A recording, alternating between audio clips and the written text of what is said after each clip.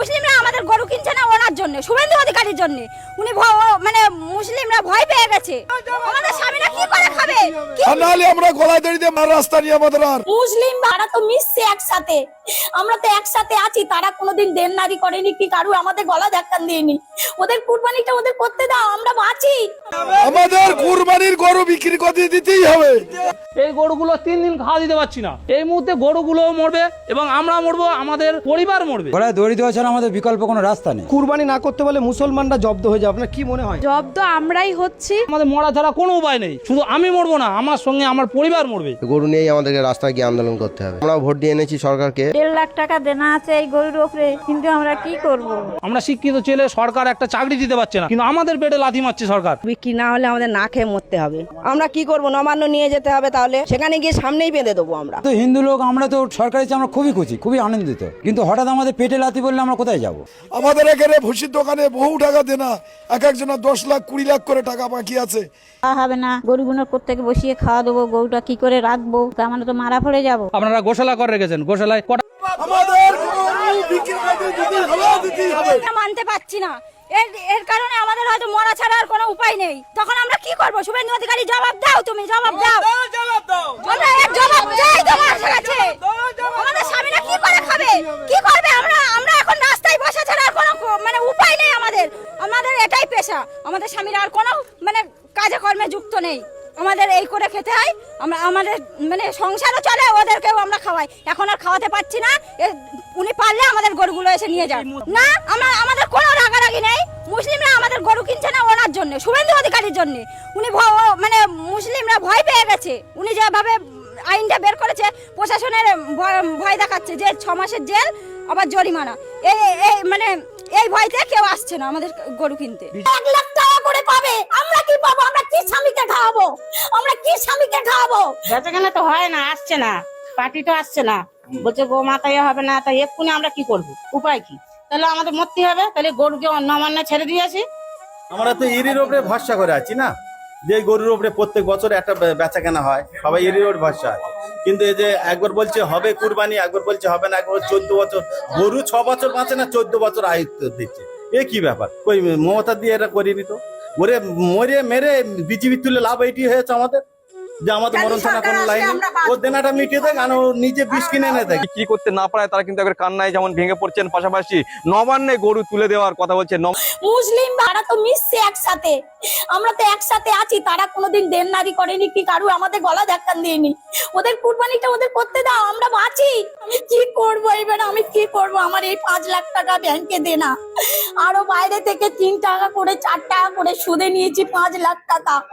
তাতে কি করে মেটাবো আমি?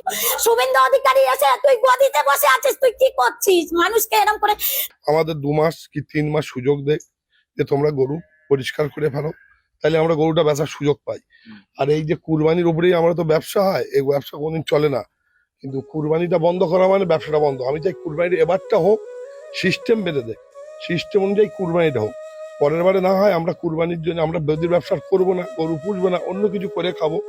আমাদের ব্যবসার কোনো পুঁজি নেই। আমাদের ব্যাংকে লোন আছে, লোকের কাছে ইন্টারনেট টাকা আছে, ভুসির দোকান আছে, ওষুধের দোকান আছে, বিচুলি এলা আছে, সবই আমাদের দেনা করে করা। কিন্তু এই গরু বিক্রি হবে না, আবার কষাই বন্ধ মানে, তারপরে আমাদের অবস্থা খুব খারাপ। লোকে মারবে, ধরবে, গালাগালি করবে, পথে আত্মহত্যা করছে। গরু বেচা কেনা পার্টি আসে না, কারকে বেচবো? গরুগুলো কাকে দেবো? পার্টির দ্বারা কুরবানি বলতে কুরবানি হবে না, কুরবানি করতে দেবে না। হ্যাঁ, আমরা এই ধার দেনা করে বছরে এরকম গরু বছর তুলি, বউদের গয়না পায়না বন্ধক দিয়ে ধার দেনা সুদি প্রতি টাকা ব্যবসা এটা আমাদের করা হয়। আবার বেচে কিনে দেনা দুর্নীতি দেওয়া হয়। কিন্তু এবার তো মোটি একটাও বিক্রি হয় না। 14 বছর গরু বাঁচে মোট, অথবা 20 বছর 21 বছর। 14 বছর তাকে তো গরু মরে যায়। তো অনেক 14 বছর গরু থাকে। মুখ্যমন্ত্রীকে আমরা বলছি, শুভেন্দু অধিকারীকে বলছি যে আপনি গরুকে জাতীয় পশু করে দেন, আমাদের কোনো সমস্যা নাই। সমস্যা শুভেন্দু অধিকারী যে মুখ্যমন্ত্রী, উনি যে বার্তা দিচ্ছেন, সে বার্তাগুলো খুব ভালোই দিচ্ছেন। আমাদের কোনো ব্যাপার না, আমরা গরুর মাংস খাবো না, আমরা মুরগি খাবো, ছাগল খাবো, ভেড়া খাবো, মাছ খাবো। আমাদের গরুর মাংস খেতে হবে কোনো মানে নাই আমাদের। তো মুসলিম সম্প্রদায়ের মানুষ গরু খেতে পারবে না, খেতে পারবে না, তা কিছু খাবো না, তা আমাদের কোনো সমস্যা নাই। তো এদিন বাধ্যতামূলক তো না। আমাদের গরু বাধ্যতামূলক না, খেতে হবে। ওই সৌদি আরবে গরু তো একটাও কাটে না, দুবাই, কাতার, মালয়েশিয়া, সিঙ্গাপুর গরু তো চলে না, ওরা তো উট, দুম্বা, ছাগল এইসব চলে। তো এর অসুবিধা নাই, তার যদি সুবিধা হয় তাতে আমাদের কোনো সমস্যা নাই। মোদি করলে মধু খেয়ে গরু কিনতে হবে, মদি খেয়ে গরু মদি খেয়ে কিনতে হবে। আমার 5 লাখ টাকা লোন নেওয়া, সব মহিলারা এসছে আমার বাড়িতে, এসে বলছে লোন শোধ করো। আমি কি করে করব? চলো আমার বাড়িতে কি হবে? আমাদের এই গরু বিক্রি করে আমাদের সংসার চলে। আমি আজকে ওপেন আমাদের আর্থিক সমস্যা, সরকার যে পেটে লাথি মারলো আমাদের, এই লাথি মারার কষ্ট, এই যে কি যন্ত্রণা দিয়েছে। আমার সংসার চালাতে হয়, এইভাবে আমার সংসার চালাতে হয়। যদি গরু বাছুর না বেচতে পারি, খাবো কি? গলা দড়িতে মরতে হবে, এছাড়া কোনো উপায় নেই। যে সরকার পাল্টেছে ভালো হয়েছে, আমাদের এই কাজ কারবার গুলো সব বন্ধ করে দেবে, গরু খাওয়া বন্ধ, তাহলে আমরা কি করে খাবো? আমরা তো তাহলে ভিড় করতে হবে। সরকারকে আপনি কিছু জানাবে, কি আবেদন করবে? আমরা কি করে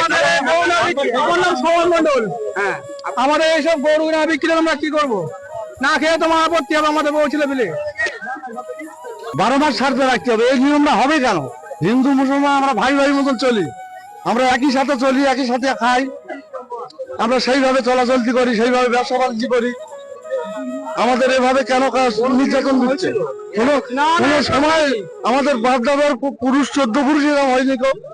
প্রশাসন বলছে যে বেচা কেনা হবে না, বিজেপি সরকার এসে তো হিন্দুদের জন্য তো ভালো, তো তা ভালো কি করে হচ্ছে? আমরা তো ই করে খাই। আমাদের গরু পিছনে অনেক কষ্ট করতে হয়, গরু পিছিয়ে আমাদের গুণাতে গুণটাকে দিয়ে দিতে হয়। তবে আমরা আশা থাকি কুরবানি আসলে যে আমরা বিক্রি করে আমাদের গুণটা দিয়ে দেবো বা কিছু দেবো, কিন্তু এই গরুগুলো আমাদের ফোন অধিকারী বিক্রি করতে বারণ করলো। কিন্তু বিক্রি যদি আমরা না করি আমরা করে যাবো, তাহলে আমাদের গরুগুলো যে কোনো ব্যাংকের থেকে লোনগুলো নিয়েছি, ওই লোনগুলো ওরা আমাদের শোধ করে দিক, আর আমাদের যে কোনো সবার চাকরিটা দিক, আমরা এটাই চাই। আমার নাম ভূপাল ভাই, আমি 4 লাখ টাকা লোন নিয়ে 6টা গরু পুষেছি, কিন্তু 6টা গরু পুষে একটু বেচতে পারছি না। সরকারের কাছে করজোরে অনুরোধ, কেন এবার কুরবানিটা ছাড়বে, আমাদের গরুগুলো বিক্রি হয়ে যায়, তারপরে যা সিদ্ধান্ত করবো আমরা মিলে নেব। আইন করেছে তাদের প্রথম জানতে হয় যে গরু কি 14 বছর রাখে কোনো মানুষ? একটা দামড়া গরু কিংবা এঁড়ে গরু 14 বছর কি করবে? তার দুধ হয় না, সেটা তো বুঝতে হবে। যদি গাই গরু হয়, কিছু মানুষ 8 বছর 9 বছর রাখে, ওর উপরে রাখে না। খাটাল গুলোতে 3 বছর 4 বছর পুষে, তাই 4 লাখ 5 লাখ টাকা খরচা, 5 লাখ টাকা বিক্রি হতে পারে না। আর তুমি বলছো 14 বছরের গরু, পুরো এই হাটটাই ঘুরে দেখো, একটা 14 বছরের আধার কার্ড সমেত গরু দেখাক, শুভেন্দু অধিকারী দেখাক, এসে দেখুন হাটে, আমি দেখাবো প্রত্যেকটা গরু দেখুক যে এখানে সত্যি 14 বছরের গরু কোনটা রয়েছে। একটা গরু যদি 14 বছর দেখাতে পারে, 14 বছরের আইন হবে। কোন গরুটা এখন 14 বছরে আছে দেখাক তো, এই গরুটা কি 14 বছর? এটা 14 বছর হবে? সব থেকে বড় গরু হায়েস্ট 3 বছর 4 বছর, কি করে বলো 14 বছর? জানে না। সব থেকে বড় গরু ওখানে দেখুন, ওটা 4 বছর 4.5 বছর বয়স, কি করে 14 বছর হয়? 4.5 বছরের গরু, তাই 1.5 লাখ টাকা 2 লাখ টাকা খরচা। এই গরুটা 4 থেকে 4.5 বছর খরচা, প্রত্যেকদিন 500 টাকা করে একটা মানুষের খরচা রয়েছে গরুর প্রতি। তাহলে এই গরুটা 4.5 বছর রেখে এত টাকা খরচা করে 14 বছর করলে, আবারও বলছি 15,03,000 টাকা খরচা করতে হবে একটা গরুর পিছনে। কত টাকা দেবে একটা গরু? 15 লক্ষ টাকা গরু বিক্রি হয়। শুভেন্দু অধিকারী থেকে শুরু করে সকলে বড় বড় ভাষণ দিচ্ছে, সাধারণ গরু ব্যবসায়ীর সঙ্গে কথা বলেছে, তাদের তো ডাকতে পারতো যে তোমরা এসে আগে তোমাদের কাছে শুনি, না শুনে আজাম হয়ে যে একটা করে নিয়ম করে দেবে, সাধারণ মানুষগুলো বারংবার প্রবলেমে পড়বে। গোমাতাকে পারা যাবে না, তাহলে বিহারে তো ফ্রি গরু দিতে পারতো মোদি। আমার 5 লাখ টাকা লোন নেওয়া, সব মহিলারা এসছে আমার বাড়িতে, এসে বলছে লোন শোধ করো। আমি কি করে করব? কলকাতা এমন একটা রাজ্য, এমন একটা জায়গা যেখানে হিন্দু মুসলিম সবাই মিলেমিশে বসবাস করে, কিন্তু এবারে এই বিজেপি ক্ষমতায় আসার পর কলকাতার কিছু কিছু জায়গায় কোরবানি করা নিয়ে খুব, মুসলিমদের ঈদের যে কোরবানি করা সেটা নিয়ে খুব সংশয় সৃষ্টি হয়েছে। অর্থাৎ মুসলিমরা গরু কিনতে পারছে না এবং হিন্দুরা গরু বিক্রিও করতে পারছে না, কারণ কোরবানি করা কিছু কিছু জায়গায় নিষিদ্ধ করেছে এবং কোরবানি দেওয়া যাবে না, গরু বেচা কেনা যাবে না, 14 বছরের নিচে গরু কেনা যাবে না। এ ধরনের ব্যবসায়ীরা বলছে যে একটা গরু তো 14 বছর পালা যায় না, তাহলে এটা আসলে কোরবানি যাতে মুসলিমরা না করতে পারে সেটার জন্য একটা মুসলিমরা যাতে কোরবানি না করতে পারে সেটার জন্য একটা পায়তারা খুঁজছে, এটা বলছে কলকাতার অনেক স্থানীয় লোকেরা বলছে। কিছু কিছু জায়গায় কোরবানি করা নিয়ে অনেক কথা হচ্ছে এবং মুসলিমরা অনেক জায়গা থেকেই গরু এখন কিনছে না, হিন্দুদের কাছ থেকেও কিনছে না, টোটাল তারা কিনছে না। তারা বলছে যে দরকার হয় এবছর কোরবানি করবে না, তারা কোরবানি ওখানে করবে না। এই কারণে যারা হিন্দু ব্যবসায়ী রয়েছে, যারা গরু লালন পালন করে, গরু বড় করে তারা জীবিকা নির্বাহ করে, ফ্যামিলি চালায়, তারা কিন্তু এখন গরু বিক্রি করতে পারছে না। আর যার কারণে এর প্রভাব কিন্তু হিন্দু ব্যবসায়ীদের মধ্যে পড়েছে, তারা দুশ্চিন্তায়। আর পশ্চিমবঙ্গের বহু হিন্দু খামারি ও ব্যবসায়ী কোরবানি বা ঈদের মৌসুমে গবাদি পশু গরু ছাগল পালন ও বিক্রি করে জীবিকা নির্বাহ করেন। এটি একটি বড় অর্থনৈতিক চক্র।